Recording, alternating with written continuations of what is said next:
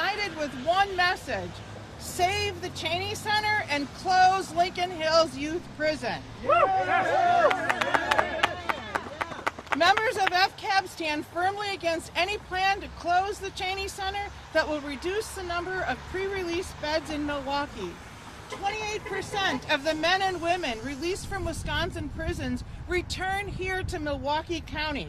28%.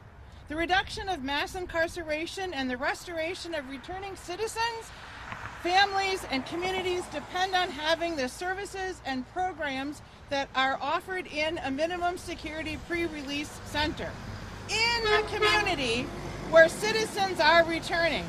Our message is simple. Milwaukee County should not be forced into choosing between an essential pre-release center or a youth prison that will allow children to have more contact with their families. Justice is not swift, nor is it easy. It requires hard work, dedication, and difficult decisions. Those gathered here today are committed to ensuring justice for our larger community, as well as those who return through the Chaney Center and children impacted by the juvenile justice system. We demand that our elected officials demonstrate courage and stand with us to further justice. FCAB and other groups, several of whom you will hear from today, have without any official charge been working collaboratively for months to identify several possible sites for this new 32-bed juvenile facility. We are ready to take the next steps to bring elected officials and community members to the table. FCAB encourages the Evers administration to engage in a community process much like what was done 22 years ago when the Chaney Center was built here in this community. Surely there is room in Milwaukee for retaining the Chaney Center at its current location, as well as a new juvenile facility. The Evers administration should fully engage with Milwaukee County, the City of Milwaukee, activists, impacted children and their families, and the community members to explore and identify an appropriate site for the juvenile facility. All of us need to be at the table. We stand ready to work with the Evers administration.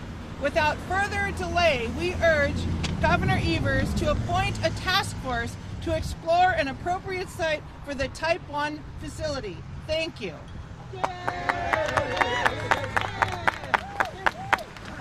Hello, good afternoon. My name is Barbara Robinson, and I'm here to save the Chaney Center. The Chaney Center is not only a pillar, but it's been a landmark for all of those who are coming out of prison, and is needed here. Felmers Chaney was a outstanding man in this community, a member of St. Matthew's CME Church, which I'm a member of. So, why are we here? Why are we here? Save the Chaney Center! Absolutely. Without any further ado, we have a list of people here. I would like to acknowledge. And they're all supporters of Save the Chaney Center. We're going to start out, and as I call you, you can come up to the podium here. First is the ACLU representative, Abby.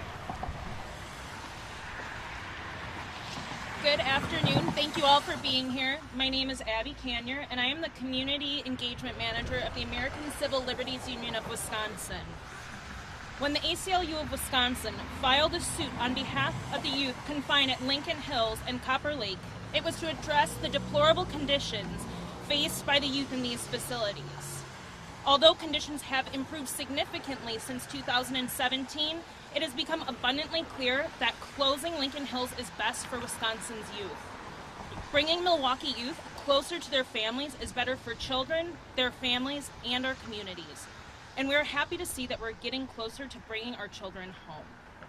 Another crucial part of bringing our incarcerated loved ones back into our communities is ensuring that they have full and robust reentry services. A cornerstone of those services is the Felmers Chaney Correctional Center. The Chaney Center provides Milwaukee area men with a variety of pre-release programs and services that give them the skills and the support that they need to successfully rejoin their communities. These services include substance abuse and mental health treatment, employment and housing services, fatherhood programming, public speaking and volunteering opportunities, and a supportive community. Unfortunately, there are talks of closing the Chaney Center to make room for an alternative for Lincoln Hills. The ACLU of Wisconsin rejects this false choice and calls upon the governor to engage with the Milwaukee community members to find an alternative site for the new juvenile facility. We believe that Milwaukeeans should not have to choose between bringing our incarcerated youth home and helping our Milwaukee area men reintegrate into their communities. Our criminal legal system fractures, separates, and breaks up Milwaukee families. In bringing the youth at Lincoln Hills closer to home, while preserving a site crucial for reentry services, we are bringing families closer together. Thank you.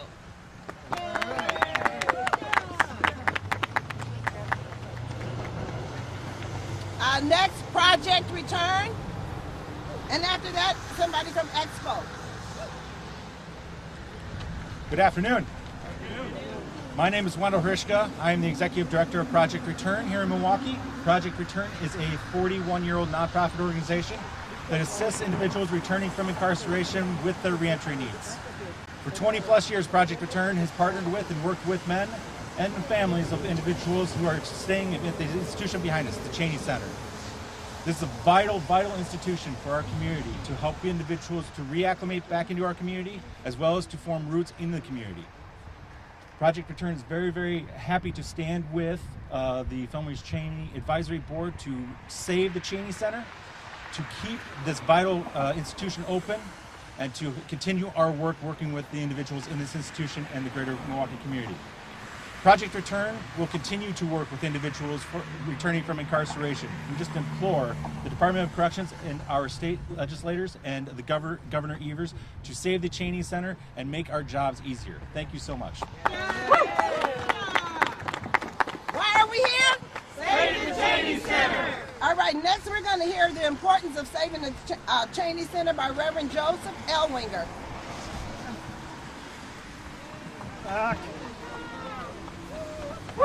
Joseph Elwinger with Micah, with Breaking the Chains congregation in the Chaney Center here steering committee, and with FCAB, and with Micah, of course. So, we're here to save the Chaney Center, and I have two stories. 17 years ago, I picked up a man upon his release from a maximum prison, and he had a box with his belongings, and I brought him back. That was it. Last week, 17 years later, after recycling through various prisons, I picked him up from the probation center after he had been released once again, minus his meds, minus his cell phone, and the contents of what he had left with the law enforcement when they picked him up, and not sure of his housing. You tell me, how sure is that person going to make it in his reentry?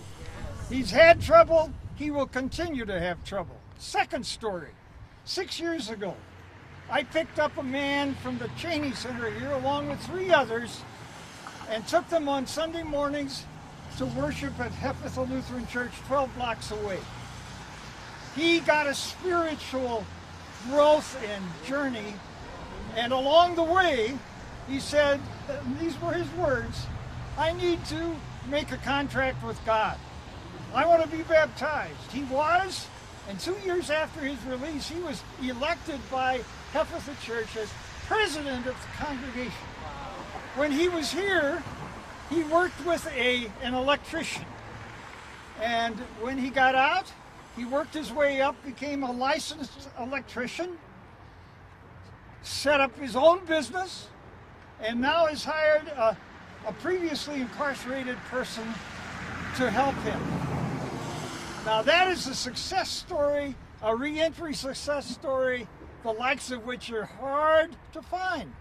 But it happened not in spite of the Chaney Center, but because of the Chaney Center. Which is an example of restorative justice, an example of providing the resources that every single person coming back from the system needs when they come back.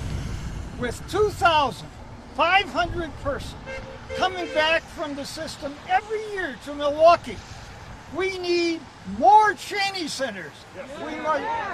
We need more restorative justice.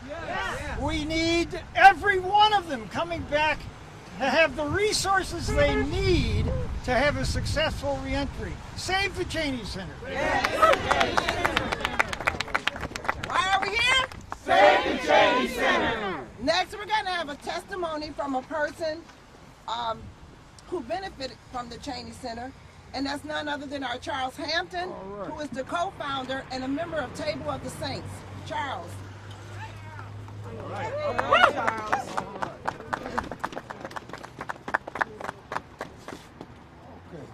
Afternoon, everybody.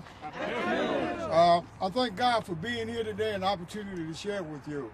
The Chaney Center really means a lot to me because of the fact that it helped restore my family back together. In 2008, I came here as a driver.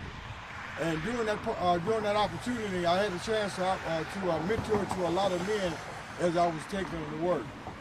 In October of that same year, I also became a member of a group called MAP.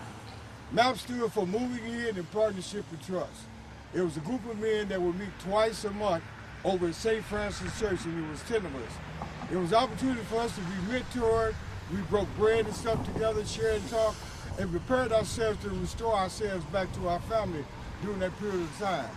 In January of 2009, we started a Bible study called Table of the Saints. Now, Table of the Saints has been going on now for 14 years, okay? We're still going on right today. We have our own organization, a 501c3. We also partnership with Project Return at 2821 North 4th Street. Our Bible study still goes on right today, every Thursday at 6 o'clock. For 10 years, we were right across the street here and we hosted the Miracle Temple. We did that for 10 years. When the COVID came in, we just went to Zoom and still did our studies. So right today, we still do our studies on Zoom. And in fact, we just met 2 weeks ago, all the men, to go back and meeting live and going on. So we know that the Chaney Center holds a lot, and it helps a lot of men restore themselves back to their families. When you remove this Chaney Center from them, you move a lot of great opportunities for them to actually restore themselves with their families are going on. A lot of them don't have a place to stay. They're making a little money here, a little money for their job and stuff, but the importance of them reconnecting with their families is going on. That's the key component to this all. I wish I had my friend Reginald Pickett here and his story, another guy by the name of Julius Yates. These are some great stories of men that have moved on and become very successful with their lives from being here at the Chaney Center. You move this Chaney Center out from us, you're going to actually restore a lot of lives and a lot of families. You're going to hurt a lot of people. So let's do what? Save the Chaney Center. Thank you.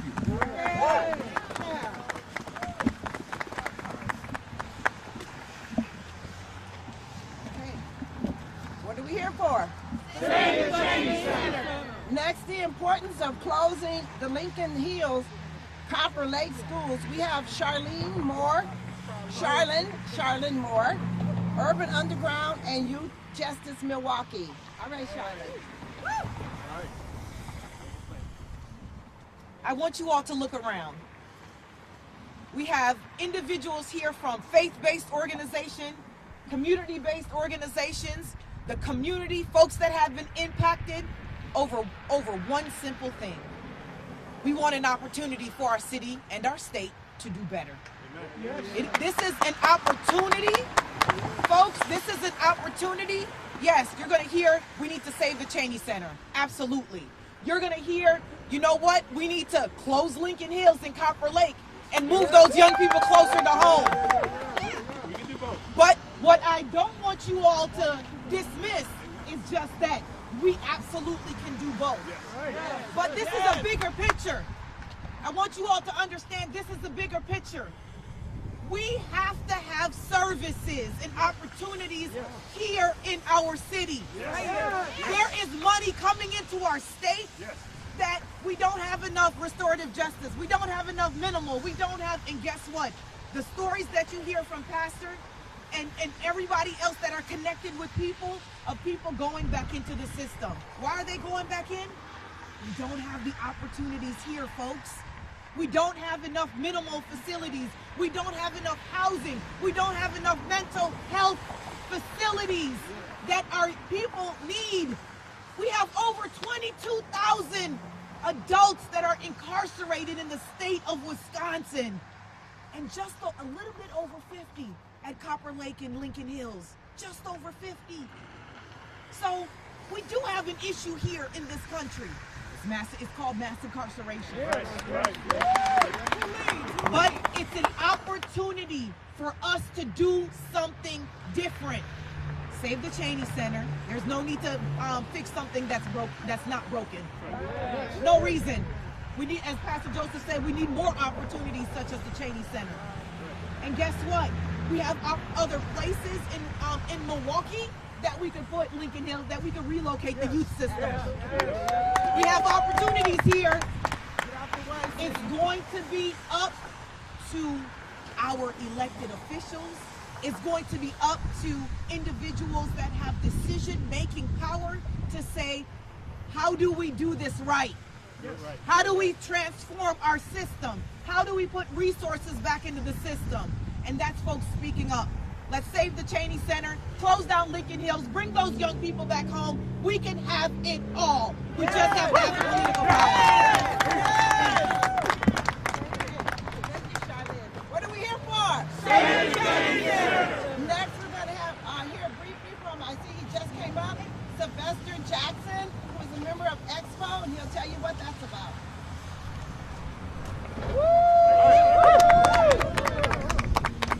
Good afternoon, everyone. My name is Sylvester Jackson. I'm the lead organizer of the Milwaukee Expo chapter.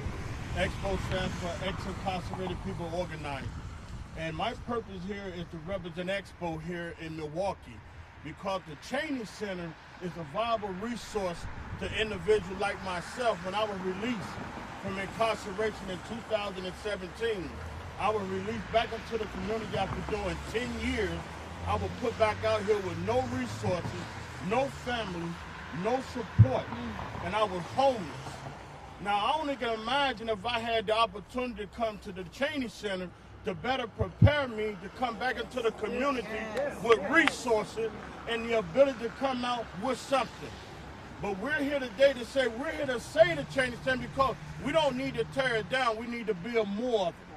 Because there's only 100 beds in here, but we need 400 or 500 or more.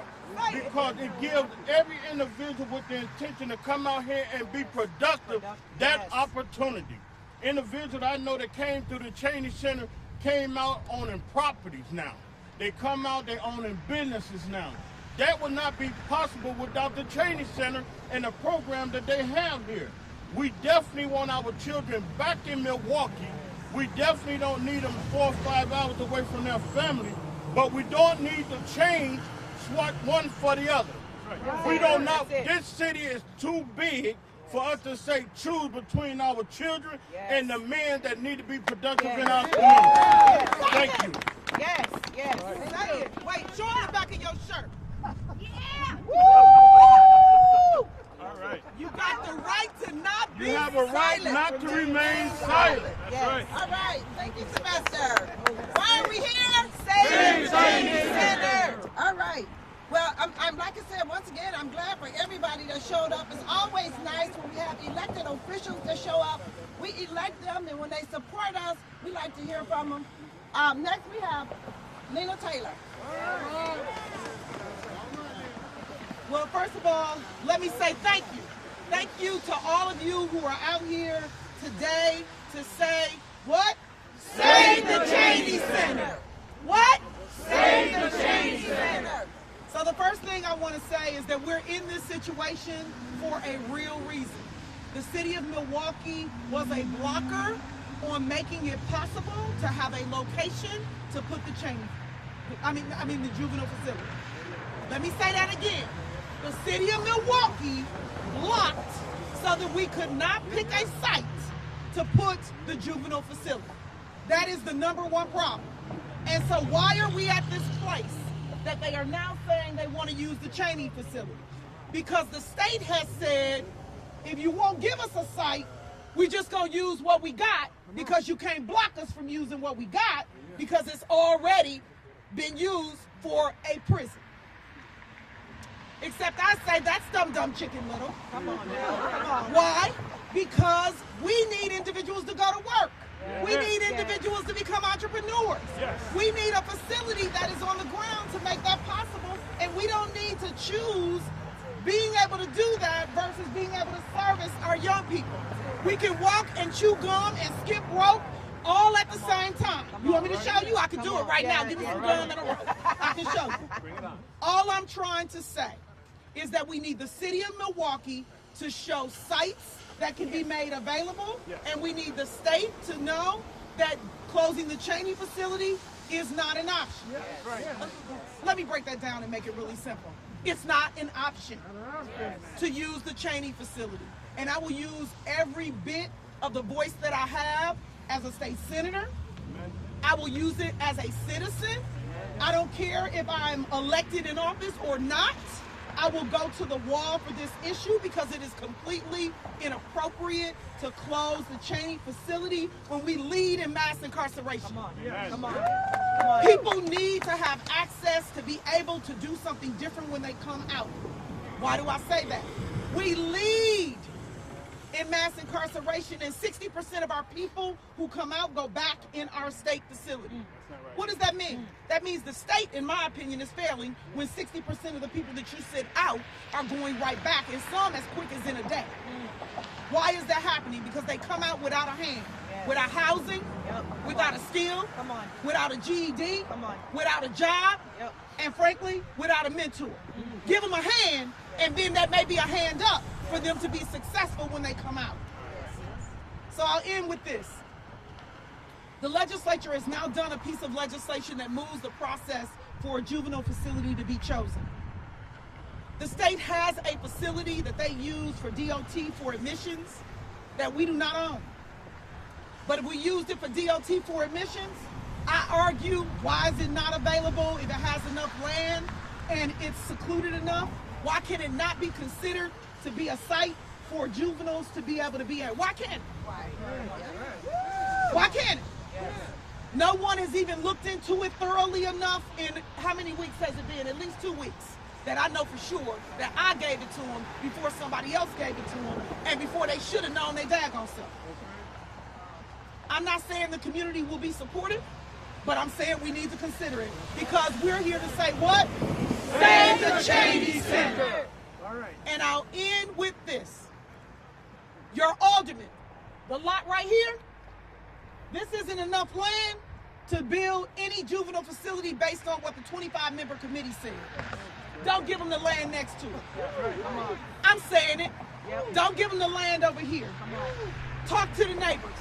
The neighbors don't want it. I've already knocked on the doors. I'm about 2-3 months ahead of y'all. So, aldermen, don't give them the land. Block everything that can be blocked for the Chaney Center to be done, and every state legislator, you should be asking the Republicans to block, and every citizen should be asking the Republicans to block the Chaney Center from being able to be used, even if the money has been done. Thank you so much. Yes.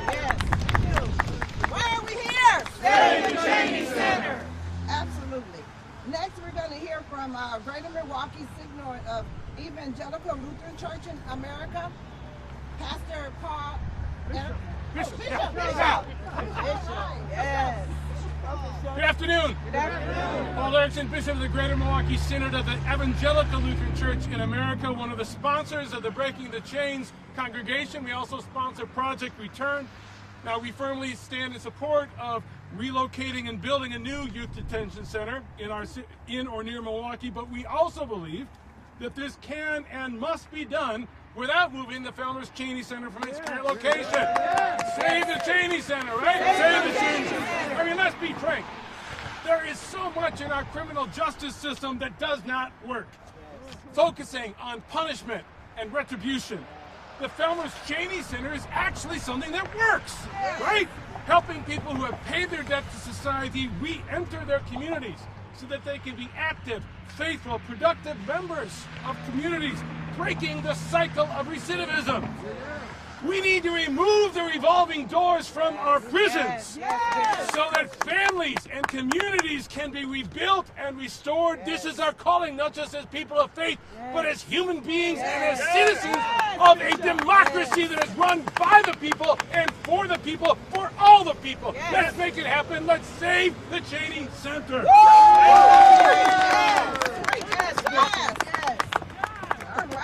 right. Thank you, Bishop. Next, we have somebody from Sherman Park Community Association.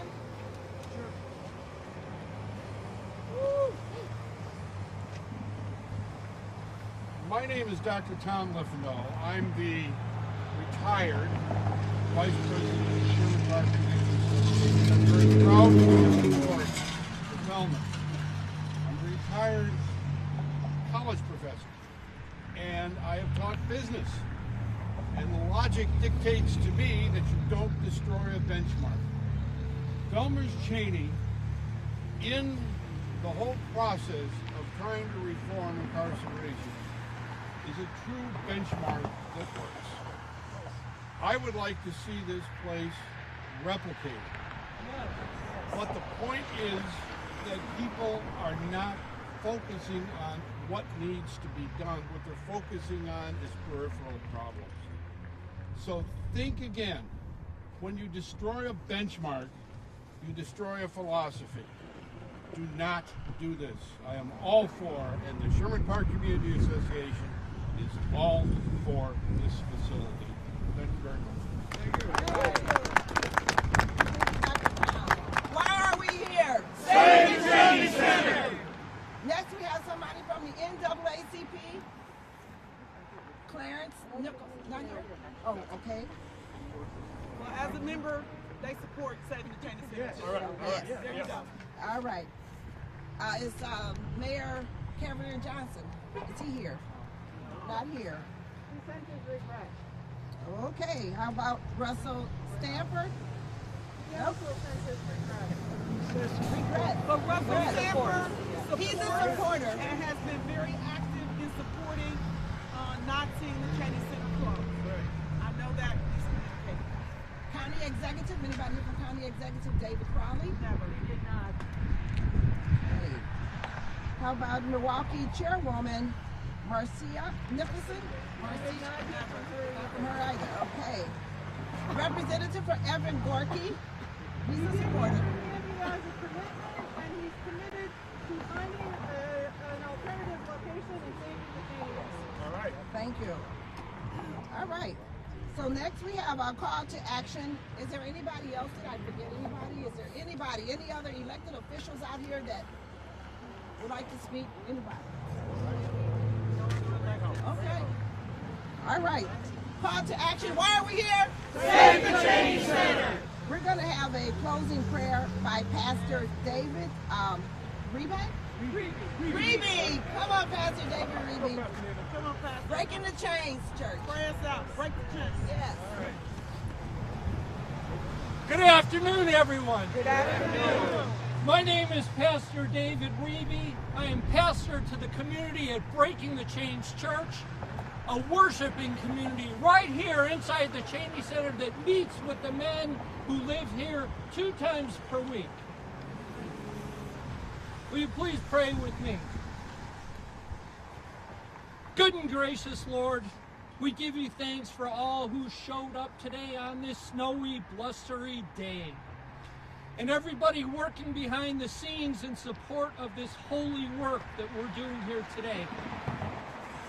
We're thankful, Lord, for everyone who stands in solidarity to lift their voices in support of our incarcerated youth who are now over 200 miles away.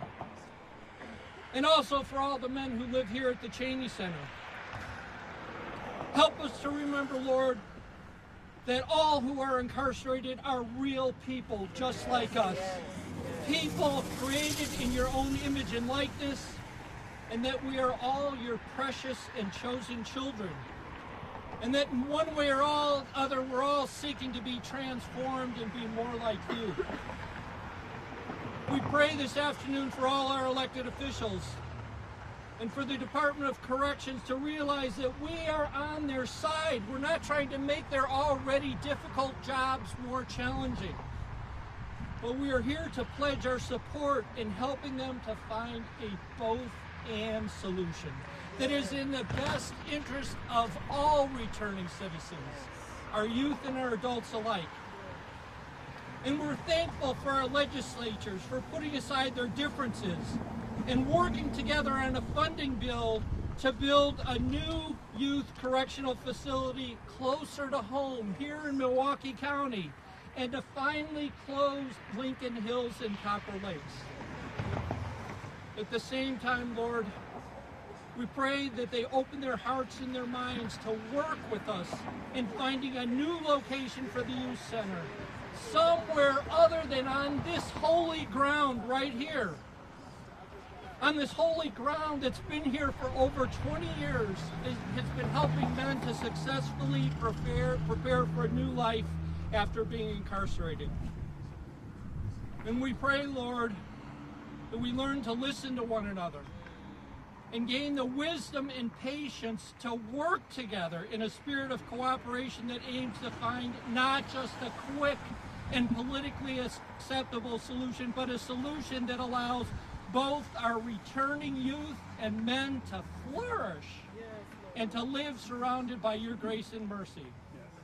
In your holy name we pray. Amen. Amen. Save the Chaney Center! Save the Chaney Center! All right, this concludes. Once again, I am Barbara Robinson, co-chair of MICA with the Prison Reform Task Force. Thank each and every one of you who came out to support, and the speakers, thank you all. Right. Any questions? If anybody would like to join our organization, see anybody up here and join us, always. Press, do you have any questions? Any questions? Alternative locations in mind? What other alternatives you're considering instead of Felmers? Yes. As a matter of fact, I spoke to that. I know I said a lot of things, but I spoke to that in particular. It's an old admissions site. There also is land, my understanding, that is on 76th Street that may be possible, but the truth of the matter is there were multiple sites that were asked to be seen, but the cities, forgive me, I may have the name wrong, I think it's Development City, CDC, or whatever it's called, the city department that deal with land, have not allowed for the viewing of those sites to happen, and they have blocked because Barrett originally did not want the children back home. I do not know the exact owner, someone else might be able to speak to that. It is Clinton Avenue LLC that owns that site. We have sent several, we're working with Anthony Foster, a local realtor from Frost Realty, in locating sites that met the criteria for DOC, and we've not heard anything for, now it's been since the beginning of January, of the list that we've asked them to vet to move forward. If you email me, I can send you all of those locations, but there are several other ones that we'd like them to reconsider as well that were offered at the last point when they did it. We also, no, I just wanted to add as well that we're not trying to reinvent the wheel. What Lena was sharing, there were several sites that was already city-owned. It was options that made sense. And so we just need to go back to the table and look at the existing, there's a whole committee. There was an entire committee that looked at different spaces. And so we want them to revisit back that list. So again, that site was originally on that list. Is DOC responding to you? Are they coming to the table? Is there going to be discussion as this bill passes? Yes, they have told us that they are doing preliminary assessment, but we have no information beyond that. If I can speak to that? Yes, go ahead. So DOC is supportive. DOC's perspective is, we hear you, Senator, we hear you, community. We don't want to have to close Chaney Center, but we have to have a site because the court ordered us to close the juvenile facility. So what we are asking is that the city be cooperative with the sites that are available for them to be adequately vetted. DOC is willing to do that, but DOC does not want to get into a fighting match with the community or anyone for that matter about a site. So they're saying, hey, Milwaukee, can you pick a site and agree on it and tell us what those options are and do that process? And what we have had is not cooperation from the city in order for that to happen. And the site in particular that was just mentioned, the reason that I only spoke to that site out of all of the sites that were on the list is because that site has enough land. Guess what? The state already contracted to use it for a state purpose before for years. So my position is, we already know how to do it. We've already done something similar, just a different agency. Why not move forward? And then the last thing I'll say to you is that it's the exact reason that the county has also done the same thing. We're talking about don't close the Chaney Center, but the county wanted to build facilities and use facilities for the county's purposes, which is not a state juvenile facility, but the type 2 facilities. And the short version is the city blocked the county, so the county said, we'll just use county land. And that's why they're doing it on the Bell Phillips-like land instead of doing stuff in the community the way that the best practices tell us that we should do it. So what we need is a cooperative city and a cooperative department to be able to help so that we can vet the sites and the land that is available instead of tearing down something that was meant to work. And I would argue we should invest to do more in the Chaney facility than what we're doing. Only 50% at the most of individuals that are incarcerated in the adult system are able to get programming to prepare them to re-enter. And that 50% is really high, because I'm saying getting your GED is programming. Getting your GED is not enough. You need a skill, you need a job, you need housing, you need a mentor, and if I was to add it, you also need a garnishment for all that we put in you. But that's a whole nother conversation. Thank you. Well, I think she touched on it at the end. I was just going to ask about sites outside of the city proper, but in the county. Well, you know, we changed the legislation to say in the county. And so I want to say, Bishop, the one part that I disagree with is I don't want it anywhere but in the city of Milwaukee. Because the majority of the kids are from where? Milwaukee. And so I want what Charlene spoke to. I want us to be able to contract to be able to serve our children and to be able to serve their families. Because in the end, this is not just about the kids, it's not just about the men, it's about the family and the community upon which they are also a part of. So I don't want it anywhere else in the county. Let me be clear, I want it in Milwaukee. Well, and the other difficulty in putting it in the county, so the legislation says it has to be in Milwaukee County, is that it needs to be, families need to be able to easily access their children. So it needs to be close to transportation so that doesn't become a barrier for working with families. So you see the divide among those of us that stand together. I don't want it nowhere except in the city of Milwaukee, because that is where you are making your money on the backs of our children, so we should be able to work and service our children, because I bet any other municipality in the county will say, give us the jobs, let us build it.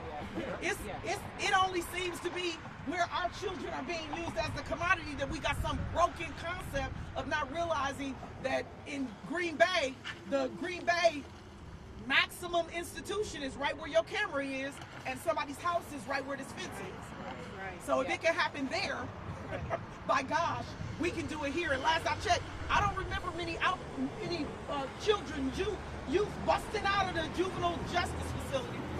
I don't remember that. Has anybody ever heard that? No, and you know, Lena, the other piece about that is these are children, mostly who are incarcerated from Milwaukee, who right now are being held before they go to court and they get their sentence at the Valar Phillips Youth Detention Center on Watertown Plank Road, within walking distance of 2 hotels that were built after that, and about a mile away from Freighter and Children's Hospital. That area, if you've been out that way, is seeing all kinds of development, right? They're the same kids. They're the same kids, right? These are the kids who, before they went to court at Valar Phillips, we want those children to stay in our community at a different location demolition after that they've been to court. They're the same children. They're not scary children. They're the same kids. They're our children. Thank you. I just had to reiterate something, because what I want people to understand is the majority of people that are locked up, they're getting out. 90-something%. Come out. They are coming back.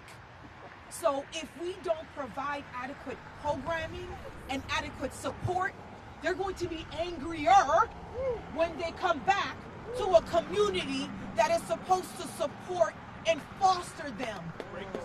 Come on. And thank you. And unprepared to succeed. So what we're talking about is, we're also talking about a money issue.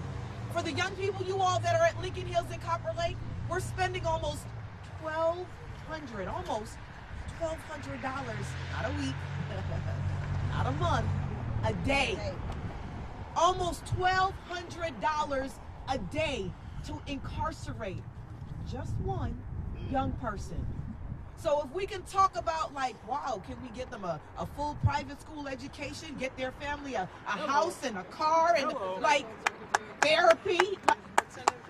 Come on now. We're talking about a resource issue. So this can absolutely be done. But please know that folks are coming back to our community, and we want to welcome them with open arms. We want to provide the support. We want to love them. We want to nurture them, because they deserve to be here. Okay, I promise this is my last time. But to what Charlene just said, this is a public safety issue. Yes. This is a public safety issue. If we want individuals to not return back into the community and create havoc on the community, reoffend on the community, whether we give them a hand, the hand that I spoke about when they come out is important. Whether we are preparing them to succeed is important. And if we are not preparing them to succeed, then we are fostering public safety not being at its highest. But if we prepare them, then they don't reoffend, they don't re-enter, and if they don't reoffend and they don't re-enter, it means we have less crime in our community. I'm just saying, it's a simple, exactly. I have a question about what you're hearing from city officials. The Assembly passed an amendment to the bill a couple weeks ago. It's coming to the Senate and we're going to pass it. Saying that the Common Council would have to approve whatever site. Yes, I know. I know. Have you heard from Stamper, from other alder people? I said that earlier, that he doesn't agree with this site. Well, what are you hearing from city officials about? As I said, the only city official that has been vocal with clarity that they do not agree with the Chaney facility is the alderperson in this particular location, and that is Alderman Russell Stamper. But I want to be clear, the city of Milwaukee can allow the Department of Corrections, and for that matter, Milwaukee County, to view the list of sites that are available in the city that meet the requirements that the 25-member site committee suggested. And if we were able to adequately vet those facilities, we might have others, not just the ones that are owned by the state, but the ones that are owned by the city, and maybe even ones that are owned by private entities that would fit the requirements. But that cannot happen if someone does not vet them. And the city has to let the vetting process happen, not just force feed Felmers Chaney like they tried to force feed the Titonia sites. You can't do it that way. It will not happen that way as long as these people are present, and I can assure you it won't happen as long as I'm a state senator in Madison. Not on our watch. Not on my watch.